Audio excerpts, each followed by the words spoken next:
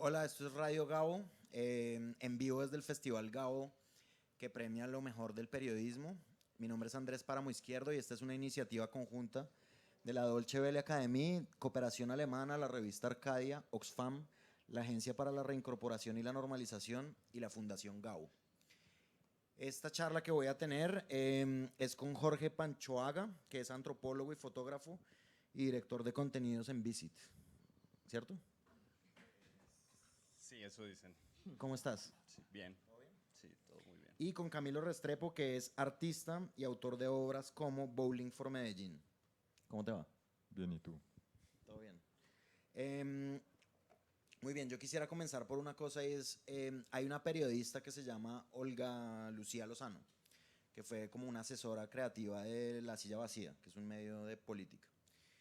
Y en una entrevista ella dice que lo que más le gusta hacer, ella digamos fue la primera ganadora del premio de innovación, de la categoría innovación de acá del premio Gabo, y lo que ella decía en una entrevista es, a mí lo que más me gusta es trabajar con artistas, ¿sí? Como yo hago periodismo político y lo hago en serio y no sé qué, y es un periodismo digamos como medio aburrido de hacer, pero a mí me gusta trabajar con artistas porque finalmente los artistas saben dar un mensaje, ¿sí?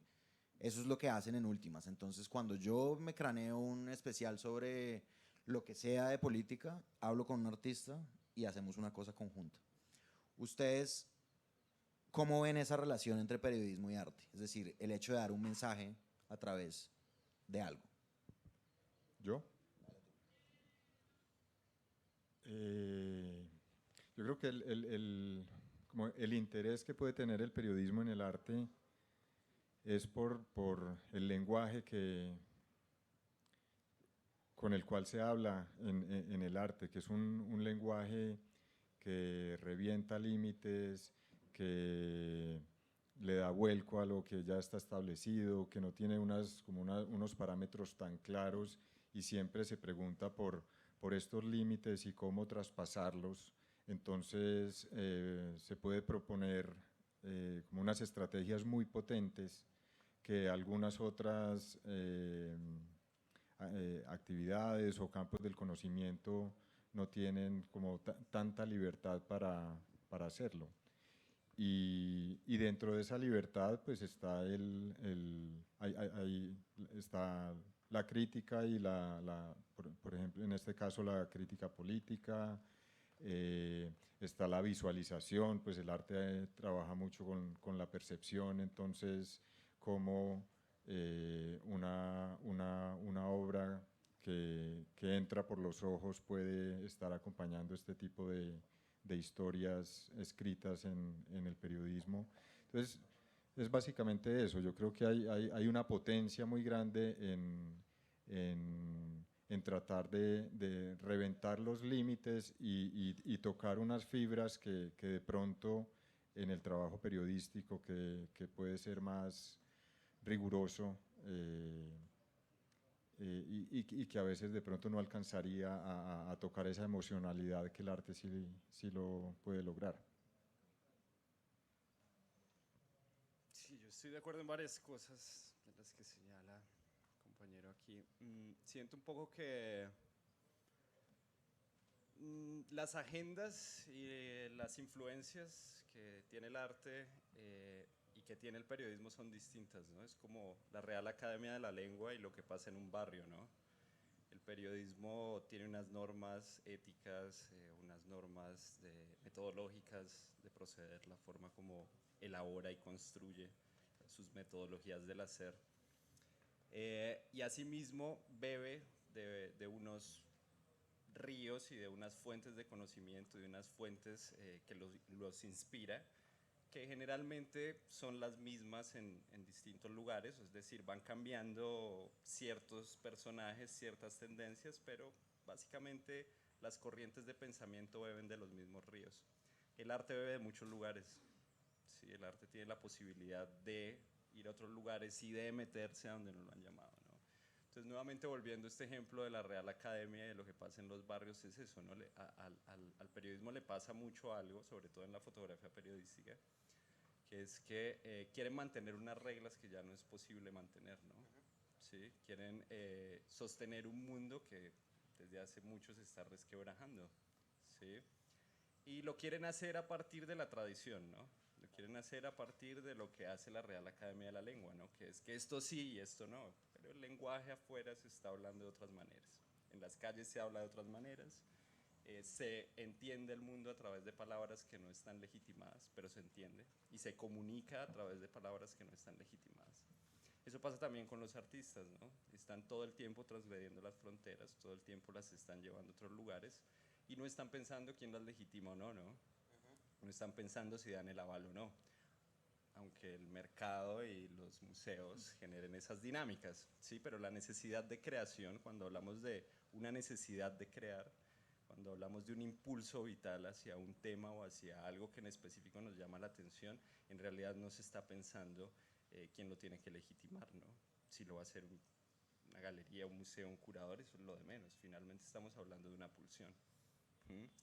Y que tampoco es la pulsión que mueve a los periodistas, ¿no? Que es una pulsión de servir.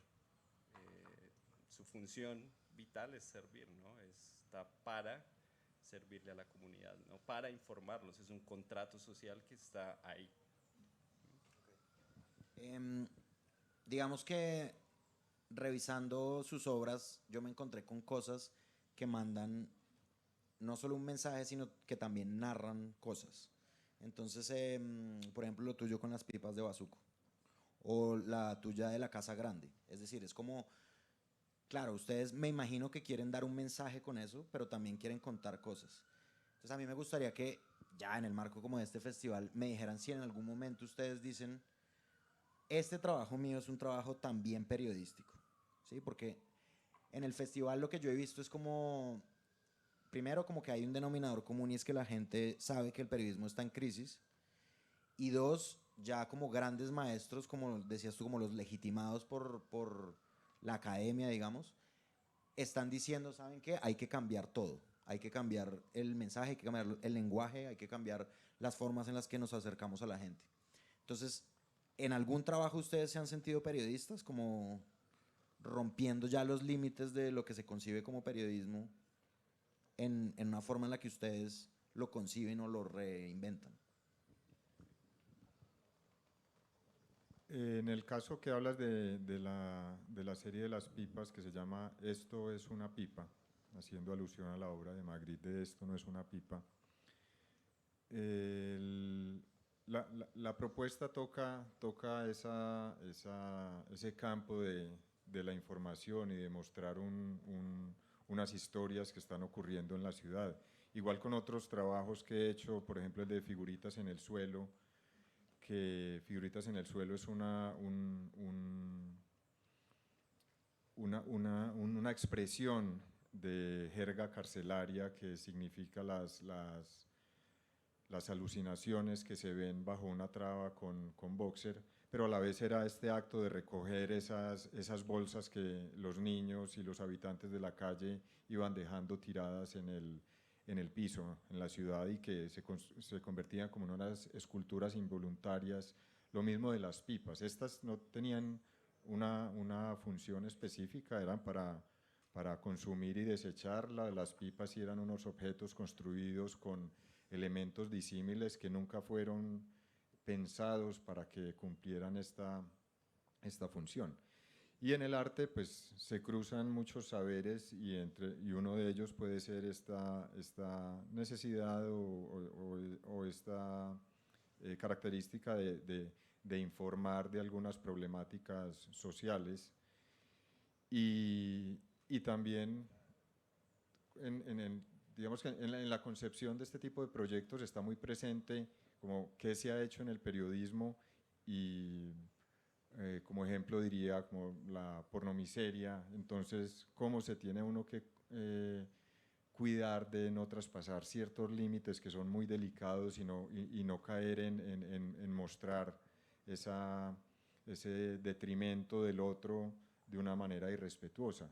Entonces la colección de pipas sí habla de un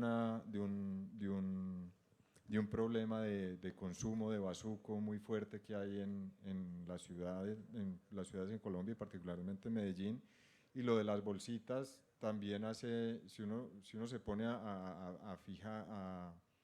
como a investigar un poco cuál fue el fenómeno que hizo que pasara que los niños, en vez de usar un tarrito para inhalar Sacol, terminaran inflando y desinflando unas bolsas como si fueran unos respiradores artificiales que necesitaban para sobrevivir en la ciudad, pues uno se da cuenta que Alonso Salazar hizo un decreto que prohibía la venta de Sacol a las 3 de la mañana en las ferreterías del centro, que el negocio lo cogieron los jíbaros, entonces que hay una demanda en el consumo, que eso no se va a acabar y que los jíbaros ya compraban al por mayor y distribuían en las bolsitas. Entonces cuando uno se mete a indagar qué hay detrás, como las capas de sentido que se pueden ir encontrando en estos trabajos, pues termina informándose de problemáticas sociales.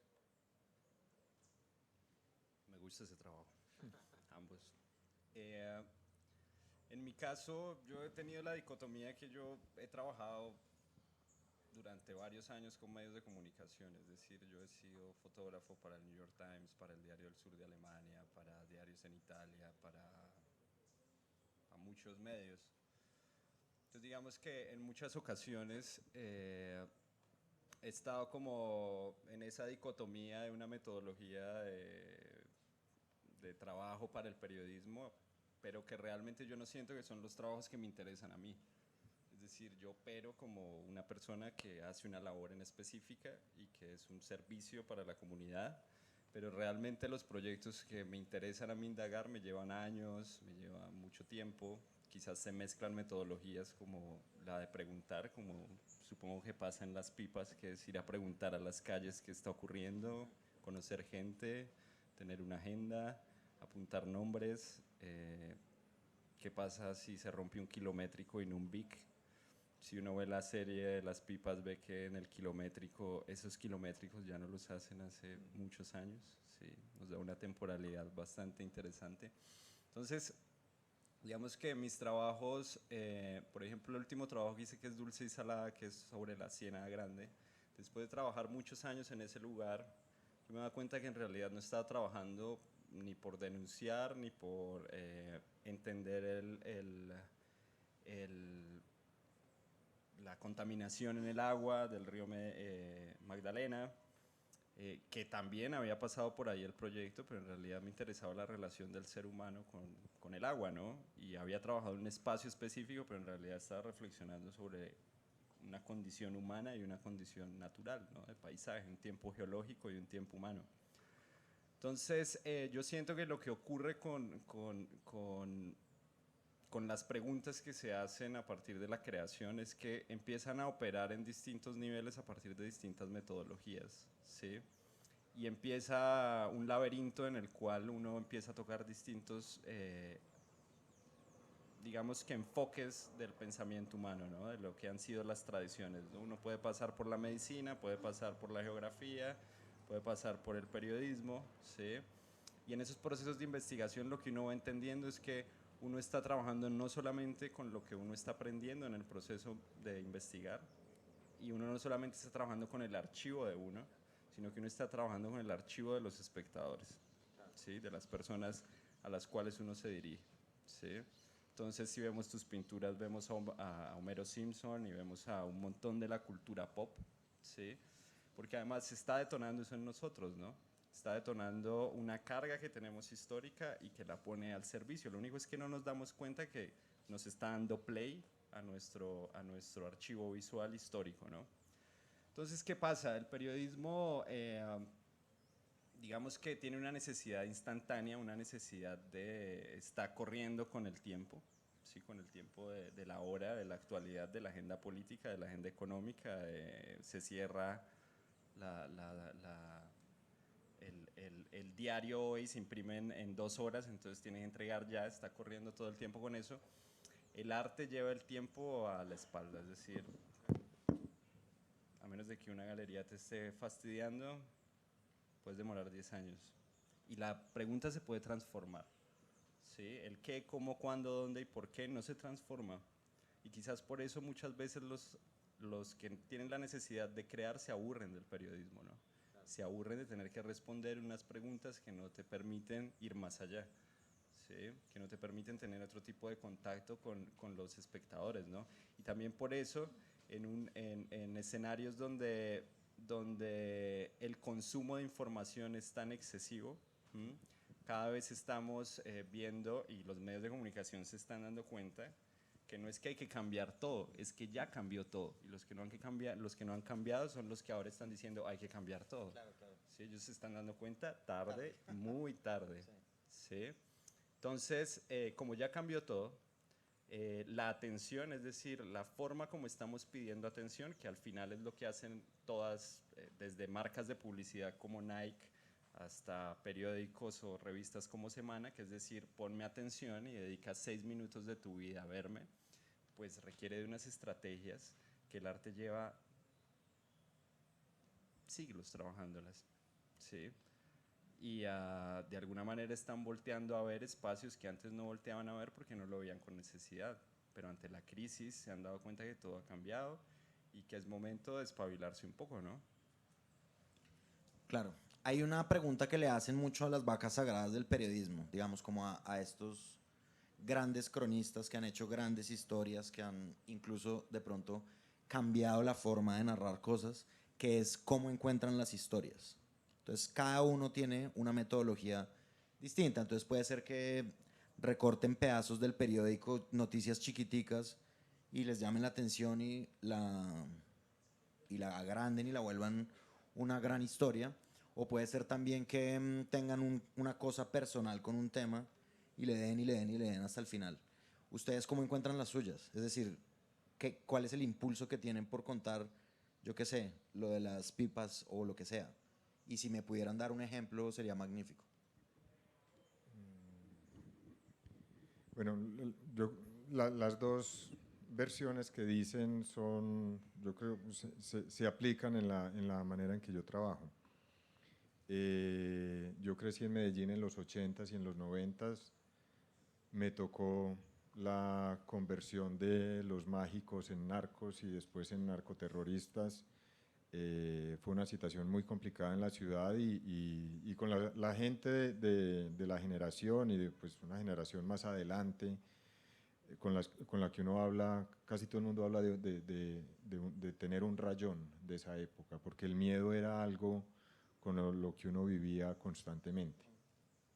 Entonces hay una necesidad emocional, personal de a través del arte reelaborar y a través de la distancia también algo que fue supremamente fuerte y que sigue estando en el país, que la página no ha pasado, que por más que nos digan que no hablemos de narcotráfico, por ejemplo, ¿por qué no hablar de eso si la problemática sigue existiendo?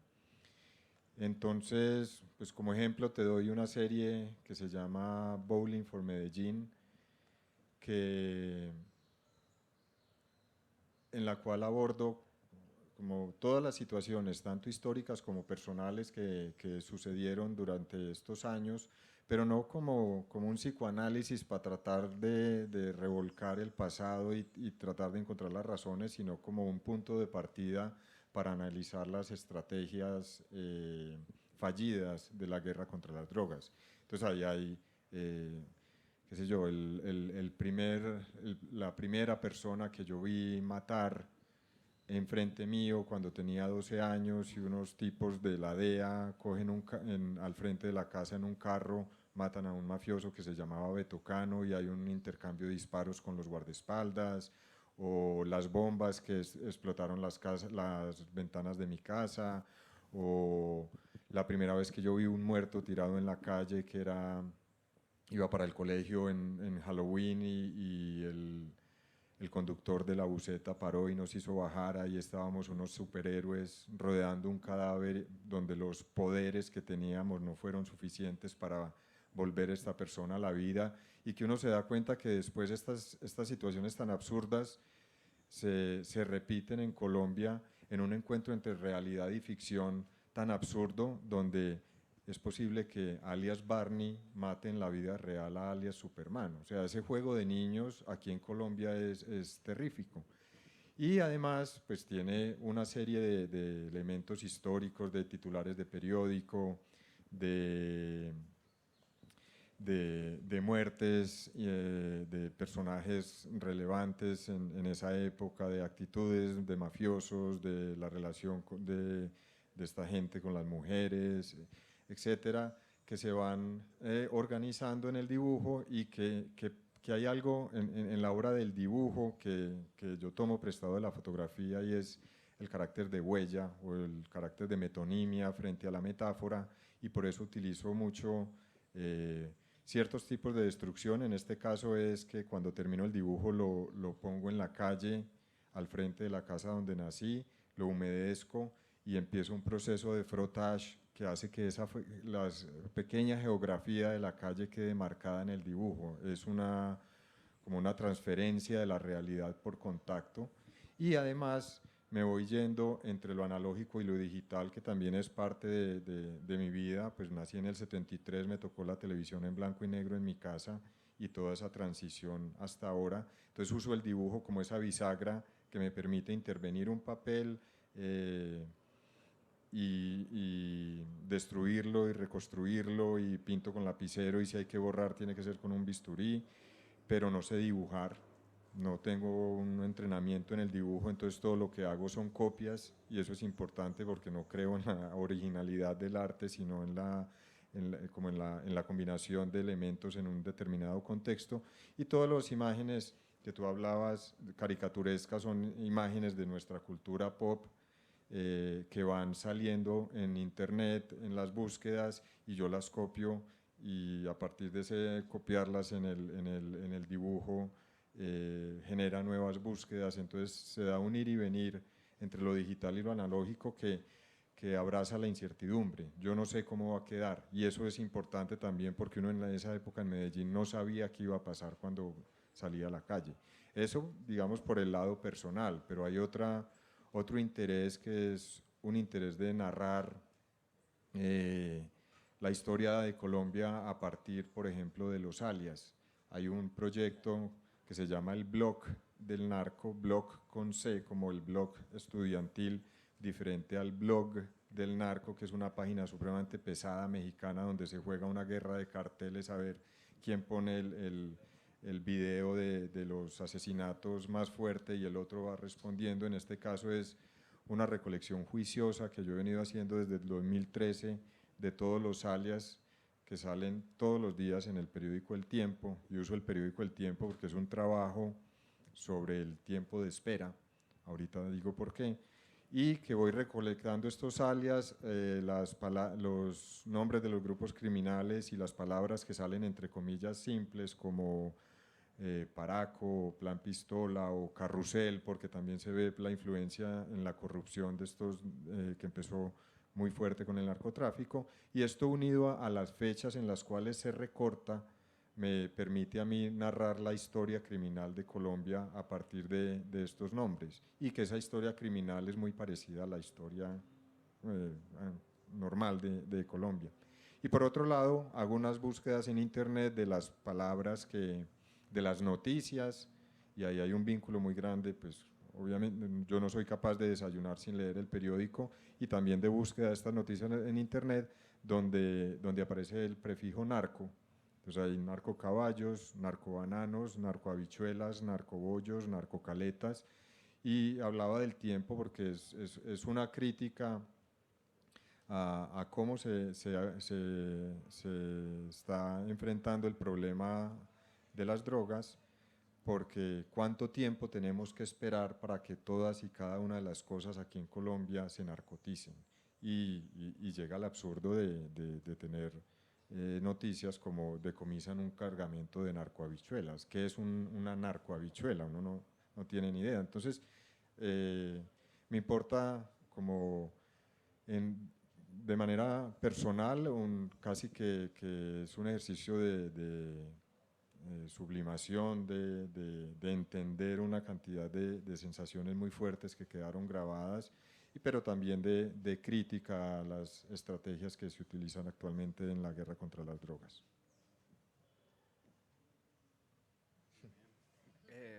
Hay que preguntarle a la Real Academia de la Lengua qué es la narcohabichuela, a ver si nos dan claridad.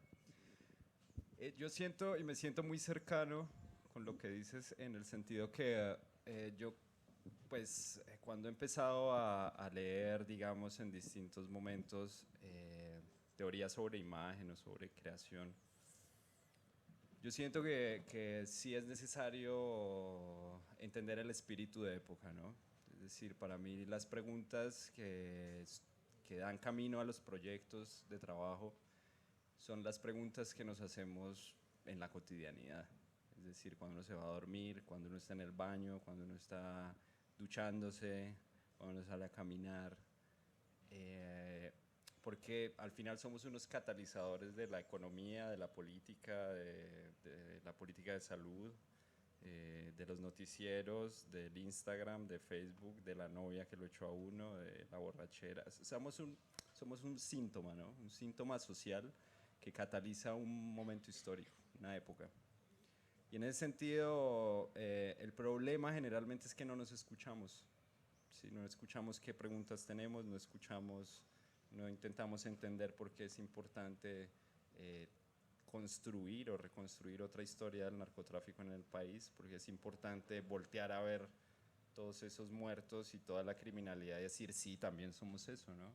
Somos eso y somos muy eso. Somos coloquialmente eso, ¿sí? Y no negarlo moralmente como estamos acostumbrados a hacer, ¿no? Que es el gran problema de la discusión de drogas en el país, es que es una discusión moral, no es una discusión educativa, ¿sí? No es una discusión profunda, científica, metodológicamente estructurada, sino que es una discusión sobre si es el diablo o es Dios el que está en las drogas, ¿no? Y es una discusión de iglesias y de fanáticos, ¿sí? Entonces es un gran problema, pero al mismo tiempo es interesante saber cómo hay personas que en realidad se están haciendo preguntas que son importantes para sí mismo y que al ser preguntas importantes para sí mismo se lo toman realmente en serio y realmente se levantan a leer el periódico, ¿no? Entonces para mí lo importante todos los días es escucharme para saber en realidad en qué voy a gastar mi desayuno, mi almuerzo y mi comida, que es básicamente mi tiempo vital, mi energía, mis neuronas, ¿sí? Y mi respiración. Cuando yo tengo claro qué vale la pena, en eso trabajo. Y eso era lo que me aburría de que un editor del New York Times me dijera que tenía que ir a fotografiar. Fuck off. O sea, yo tengo cosas más interesantes que fotografiarle la agenda al editor del New York Times. O sea, mi alimentación de hoy es más importante que eso, ¿sí? Entonces, para mí es fundamental hacerme caso en cualquier tipo de pregunta que tenga en las mañanas. Okay. Y que se repita y que sea constante. Y que sea algo que en realidad me mueva el mundo. Porque en el momento que los proyectos entran en crisis, no va a venir el editor del New York Times a resolvérmelo. Me lo resuelve mi convencimiento de que en realidad la energía que estoy depositando en esos proyectos es fundamental y es importante, ¿sí? Y me hace seguir adelante. Entonces, así he trabajado los proyectos que tienen que ver con mi historia familiar, que en ese sentido es muy similar a la forma como tú trabajas, que tienen que ver con el Cauca, que tienen que ver también con el narcotráfico, que tienen que ver con la resistencia indígena. Yo soy de una familia indígena. Pero también así han surgido proyectos como esta relación del agua y el ser humano, ¿no? Que son cosas que simplemente empiezan a llegar y que yo las abordo desde distintos lugares, ¿no? Desde la literatura, desde los videojuegos, desde todo lo que me llegue, ¿no? Todo lo que me llegue a mí se filtra por ese tipo de preguntas que tengo, ¿sí? Las fiestas, los almuerzos, las charlas, todo empieza a filtrarse a partir de las preguntas que tengo en ese momento. Bueno, muy bien. Jorge Panchoaga, muchas gracias por estar acá. Camilo Restrepo, gracias por venir. Esto es Radio Gabo, en vivo desde el Festival Gabo, no en directo. Este es un espacio plural para hacer unas charlas con los principales protagonistas de este festival que premia lo mejor del periodismo. Mi nombre es Andrés Páramo Izquierdo. Gracias por estar ahí. Chao.